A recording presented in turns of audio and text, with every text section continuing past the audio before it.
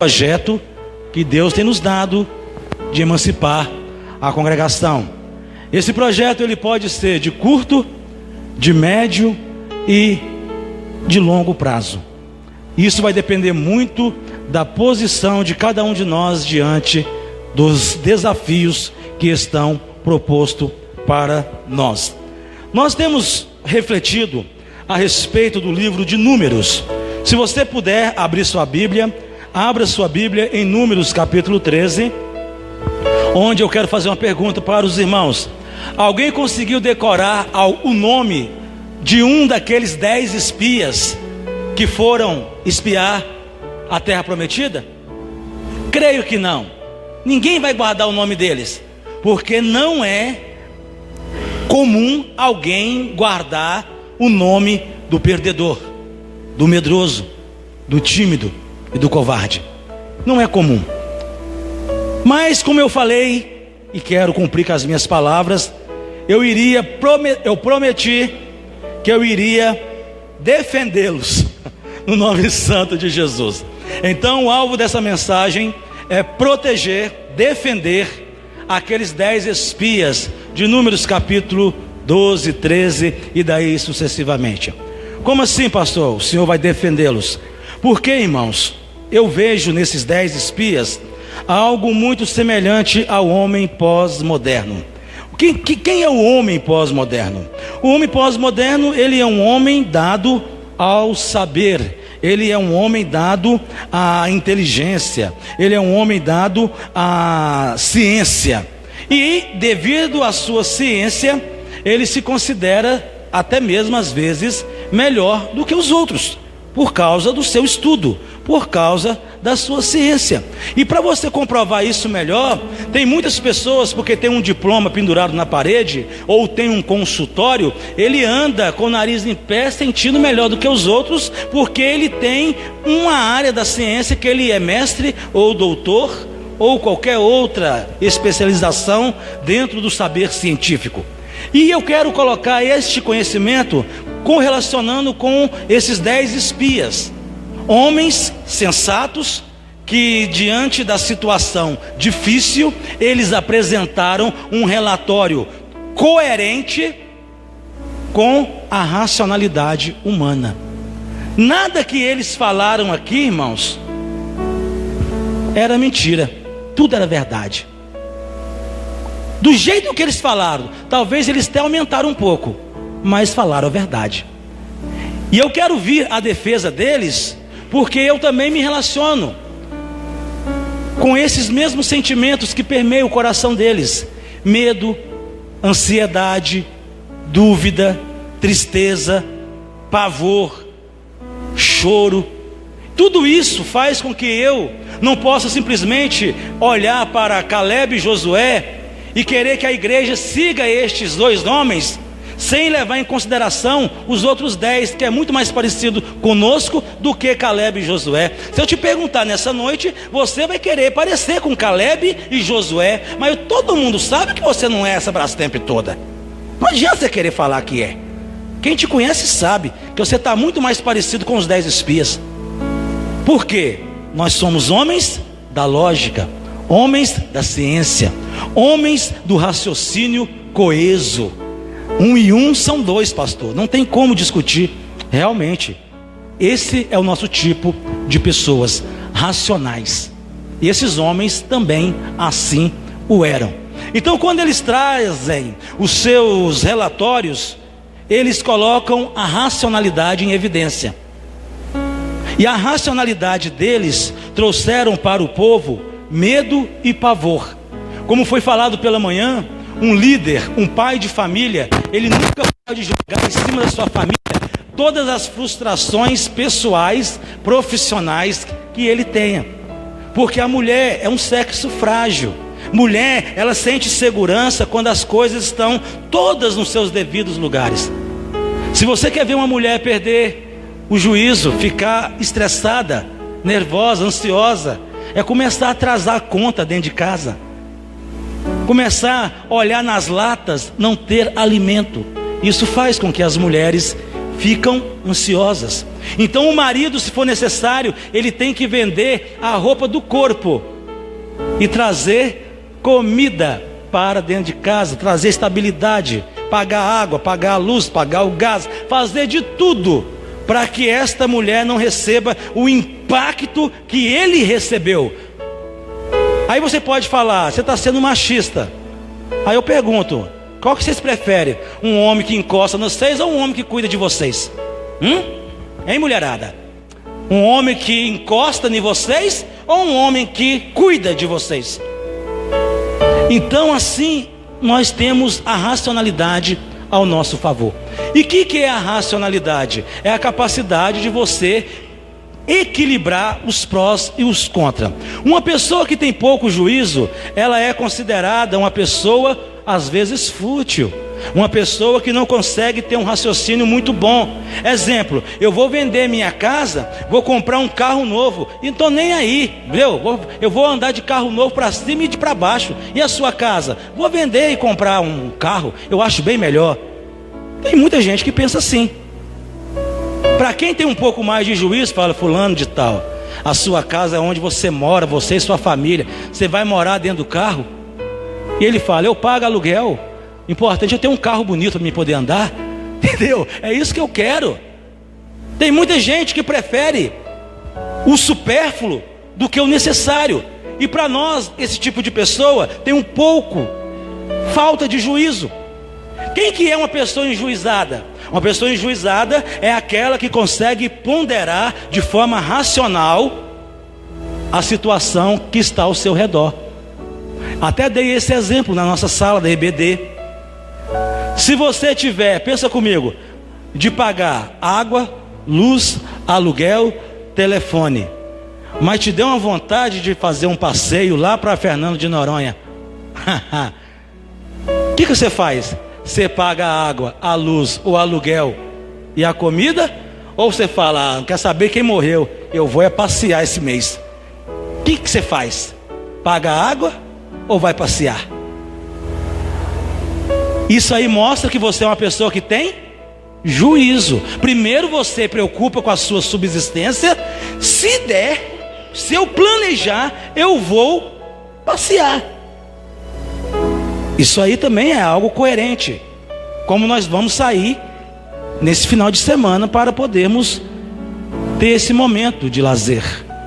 Isso é coerente. Mas pensa comigo.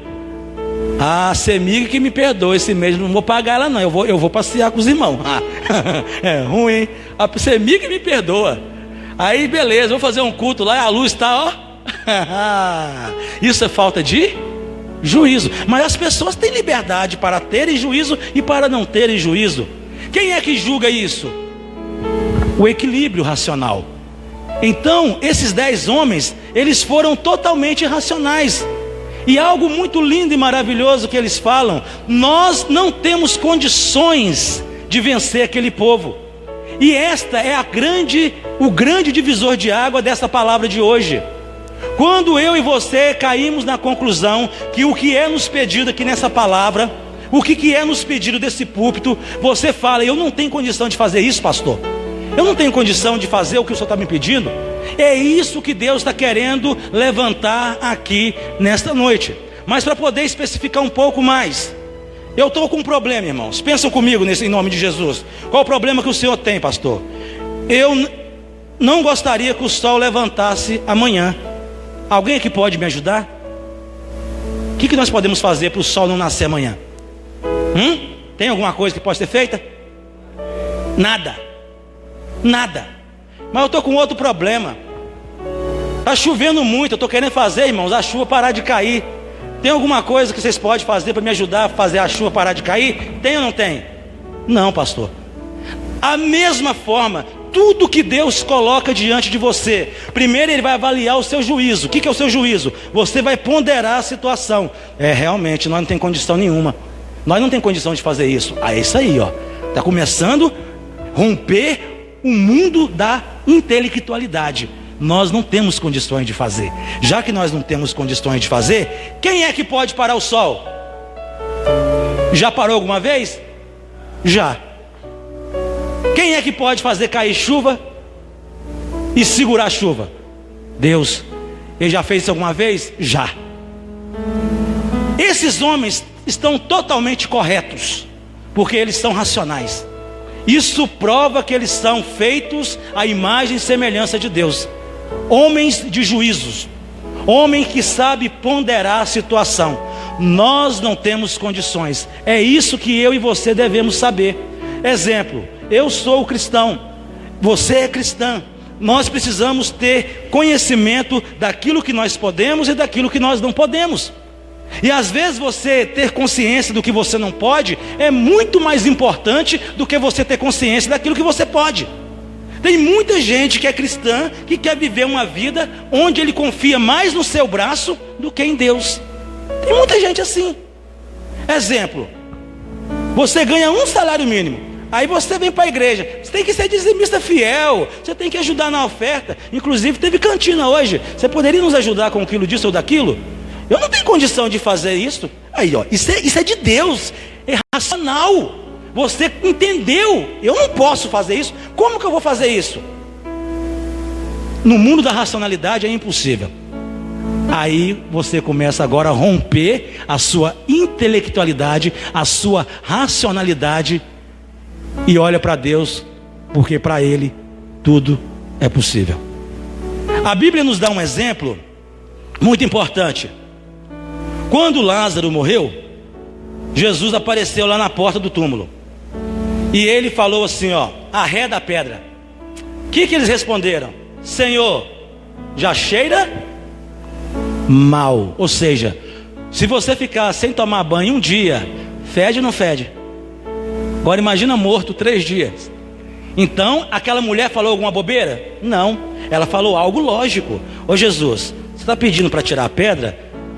Mas já tem 3 dias, ele cheira mal. Em outras palavras, está fedendo. Tira a pedra. Estou agora rompendo a intelectualidade, a racionalidade, para poder invadir o mundo espiritual. É isso que Deus faz na igreja.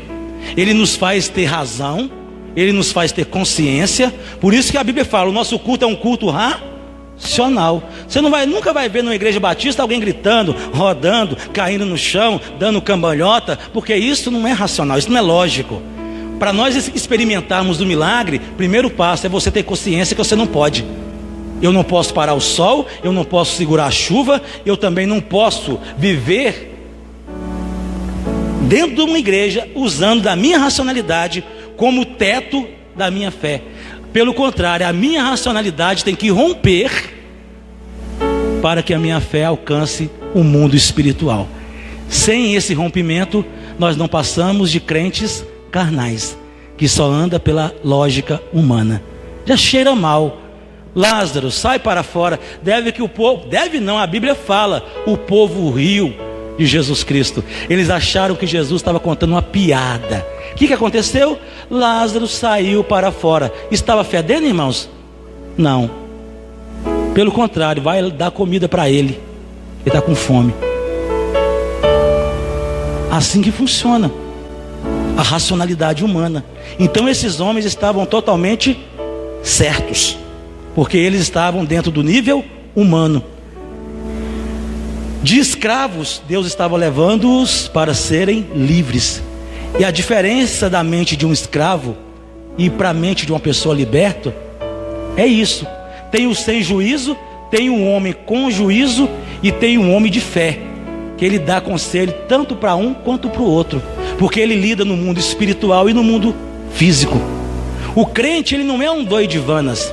Se os irmãos forem pesquisar, as primeiras universidades foram criadas por igrejas. E você pode até ver, a nossa própria denominação tem faculdade, tem colégios batistas, tem centros de idiomas. Para que isso? Temos escolas bíblicas. Nosso povo é um povo equilibrado. Eles não são doidivanos, eles não são sem juízo. Pelo contrário, você é orientado a ter juízo para poder ponderar a sua vida. Aí você vem para a igreja, aí o pastor fala, você tem que romper agora a sua barreira de intelectual, de racional, e ser um homem de fé. Quando a minha razão não consegue prosseguir, a minha fé consegue. Foi dito pela manhã: se o médico te desenganar, Jesus, ele te dá um outro diagnóstico. Se ele quiser que você vive, você vive. Mas se ele não quiser, você morre. Então a Bíblia nos fala desses homens de Números capítulo 13. Agora você vai... Alguém conseguiu lembrar o nome de algum dos 10 espias? Conseguiu? Onde está escrito o nome deles? Aonde? Números, a partir do verso. Se você quiser conhecer um pouco mais a respeito desses homens, vai lendo, porque pela manhã já foi explicado sobre a vida deles. O Números capítulo 14, nós conseguimos entender que esse testemunho que eles deram para a nação deles, para as 12 tribos de Israel, cada um representando uma tribo, foi um testemunho que eles expuseram a sua racionalidade. E no verso 14, capítulo 14, verso 1, então levantou-se toda a congregação e alçaram a sua voz, e o povo chorou naquela mesma noite. Ou seja, aquela racionalidade levou o povo a um pessimismo muito grande, porque eles não estavam analisando aquilo que Deus já havia feito. Eles não analisaram, eles só foram na conversa daqueles 10 espias. Então o pessimismo, ele vai trazer em primeiro lugar, primeiramente, eu sou muito racional. Chega diante do médico, como eu já ouvi: sua avó pode levar para casa que ela não passa de hoje. Uai. Pode conversar com a família, que ela não passa de hoje. Aí nós fomos para casa conversar, de viagem rapidinho, de Nova Serrana a Mantena. O que nós vamos fazer com a avó? Eu tenho que arrumar um jeito, não tenho que ir lá agora para poder ver e trazer ela para casa, que não tem jeito. Beleza. Quando chega lá, o médico fala: ah, nossa avó agora tá boa. Se vocês quiserem agora, vocês nem precisam se preocupar mais, tá? Beleza. Eu falei: mas você me falou isso, não era nem 3 horas da tarde? Agora você já está dando um diagnóstico totalmente favorável. O homem é assim, irmãos. Ao mesmo tempo que ele está bem, ele está mal. A ciência, lembra quando não podia comer ovo? Alguém lembra? Que fazia mal. Não come carne de porco, alguém lembra? Agora estão até mandando você cozinhar com gordura de porco, alguém lembra disso? Eles liberam, depois eles proíbem. Eles falam que pode, depois falam que não pode. Quem é que comprou o extintor, aquele gordinho? Alguém lembra? Todo mundo tem que comprar, porque agora vai ter, se não pegar vai tomar multa. Aí o abençoado aqui foi lá, comprou um. Está lá no carro até hoje. Aquele gordinho está lá. Aí não passou pouco tempo. Não precisa mais não, aquele outro mesmo dá. Eu falei: mas o dinheiro que eu gastei, vai reclamar com quem? Isso é o homem. Ele é muito racional quando as coisas estão equilibradas para o lado dele. Mas quando o médico fala: vai morrer, o que causa na pessoa? Desespero. A partir de hoje você não pode comer doce, você não pode comer massa. A partir de hoje você vai ter que comer só folha. Folha e um peixinho grelhado. Aí você olha: é isso mesmo? Se você quiser viver, é assim. Isso te traz um certo pavor, um certo desespero. Como fui lá no Mantena, no meu período de férias, tinha uma moça lá, muito conhecida da cidade. O médico tinha dado para ela 3 meses de vida. Inclusive ela morreu quando eu estava lá ainda. A família toda estava desesperada. A mulher, ela era salgadeira, fazia buffet, e ela tinha muita clientela. Todo mundo ficou pensando: coitada dela, perdeu a clientela dela toda. Mas ninguém estava preocupado que ela tinha morrido. O homem é desse jeito. Quando ele recebe um diagnóstico que traz medo para ele, pavor, aquela razão toda que ele tem não funciona de nada. Por que nos velórios de crente você não encontra desespero? Alguém me ajuda? Por quê? Em velório de crente você não encontra desespero. Eu estou numa igreja? Onde que eu estou? Por quê? Já compreende aquilo que está acontecendo ali. Quem pode consolar alguém da morte? Somente aqueles que entendem essas coisas. Por isso que a gente canta, a gente ora. Aí você fala: eu quero ver quando for num parente seu, pastor. né? Cantar e orar no parente dos outros, mas aí é ruindade, porque a gente convive com os irmãos como família. Quando morre alguém, quando perdemos alguém, não é um estranho, é um ente querido, é um irmão na fé. E a nossa igreja tem perdido alguns irmãos na fé, irmãos abençoados, irmãos que deixam saudades. E a gente está ali com os irmãos, todos juntos, orando, cantando, conversando. Inclusive teve um dia, nós estávamos até lembrando. Alguém lembra do velório do irmão Manuel? Lembra do nosso almoço? Alguém lembra do nosso almoço? Que almoço foi aquilo? Comendo com a mão ou com a tampa? Oi, com a mão suja de terra, de cemitério. Só o sangue do cordeiro. Mas nós estávamos ali com o nosso irmão até a última hora. Nós fomos lá enterrá-lo. Só pode falar dessas coisas quem conseguiu romper a barreira da intelectualidade. Você vê médico oferecendo para o outro: eu te dou tudo que eu tenho para você me curar. Ele fala: eu não sou Deus. É realmente aí, ó. Eu não posso fazer isso. É isso aí. Agora só falta fazer a transição. Você não pode, mas tem alguém que pode. Se você crê, Deus pode fazer um milagre. Aí esta é a nossa conversa. Esta é a nossa matéria de estudo, teologia.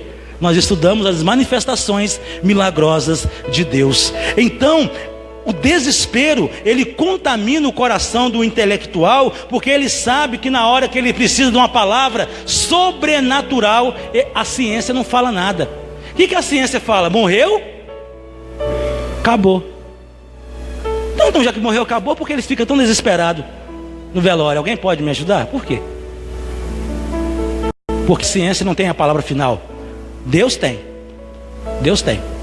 E nós somos mais ousados ainda. Nosso parente morre, nosso irmão morre, a gente fala: ó, um dia nós vamos encontrar com ele lá na glória. Essa é a nossa fé. Nós vamos passar a eternidade juntos. Esse é o nosso ensinamento. E isso o homem racional ele não consegue entender. Como foi falado pela manhã, ele não consegue compreender as coisas espirituais das coisas terrestres. A Bíblia registra 123 milagres, 67 milagres no Antigo Testamento e 56 milagres no Novo Testamento, sendo 36 milagres nos Evangelhos e 20 milagres em Atos dos Apóstolos. No total, 123 milagres. Aí eu pergunto: o homem racional, ele sabe todos esses milagres. Jesus operou quantos milagres? 35 milagres. Eu sei deles todos, mas na hora que eu estou precisando de romper a minha intelectualidade, a ciência me trava, a ciência me barra e eu não consigo romper. A igreja, ela precisa começar a ensinar o povo a romper os seus limites, porque nós não somos movidos pelo médico, pelo que eles falam, mas somos movidos pela palavra. Então aqueles 12 espias, eles estavam cheios de racionalidade, cheios de equilíbrio, só que eles não atentaram que Deus estava com eles. Eu não tenho condição, mas Deus tem. Ô pastor, é impossível demais. Ô pastor, é quase inviável esse assunto, é inviável. Aí vamos falar uma coisa aqui em nome de Jesus. Nós não podemos fazer isso. Vamos lá. Nós não podemos fazer isso. Por que nós não podemos? Esta é a nossa racionalidade. Nós não temos condições de fazer. Mas qual que é o fator diferencial? Em vez de nós levarmos o desespero, nós vamos levar o quê? A palavra de Deus. O povo não atentou para os milagres que foram feitos desde o Egito até aquele presente momento diante da terra da promessa. Eles olharam apenas para os olhos carnais, somente para a racionalidade, somente para aquilo que qualquer homem estudioso de bom senso pode falar, qualquer um. Mas não tem conto. Isso aí é uma grande descoberta. O que nós vamos fazer agora? Uma semana de oração. Vamos fazer uma vigília, como o irmão falou. Vamos fazer uma busca intensa de Deus, para podermos ter força para romper a nossa intelectualidade, a nossa racionalidade. Porque é isso que tem travado o povo de Deus. Na hora que eles precisam de usar o poder de Deus, o milagre, eles travam, porque eles não conseguem romper. E a Bíblia nos fala que o povo chorou em desespero a noite inteira.